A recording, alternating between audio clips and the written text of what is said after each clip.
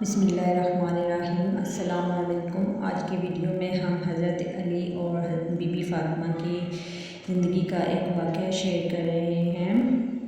ماہ رجب ہجری میں سیدہ فاطمہ کا نکاح سیدنا علی مرتضیٰ سے ہوا اور نکاح کے وقت سیدنا علی کی عمر 21 یا 24 برس تھی اور سیدہ فاطمہ کی عمر 15-18 سال تھی۔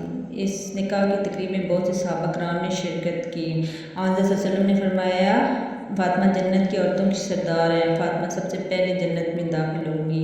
حضور صلی اللہ علیہ وسلم اپنی بیٹی سے بہت محبت کرتے، جب ملنے کی گھر سے آتی تو حضور صلی اللہ علیہ وسلم اٹھ کے کھڑے ہو جاتے، ان کے استقبال میں اٹھ کے ہاتھ پہ بوسہ دیتے، اپنی نشست پہ بٹھا لیتے۔ سیدنا علی مرتضیٰ نے جب ابو جہل کی لڑکی سے نکاح کرنے کا ارادہ فرمایا تو آپ صلی اللہ علیہ وسلم نے انہیں فرمایا، فاطمہ میرے جسم کا ٹکڑا ہے، میں اسے حرام قرار نہیں دیتا جسے اللہ نے حلال قرار دیا ہو، لیکن میری بیٹی اور ابو جہل کی بیٹی ایک ساتھ ایک شخص کے نکاح میں نہیں رہ سکتیں، کیونکہ یہ ایمان اور کفر کو اکٹھا کرنے والی بات ہے۔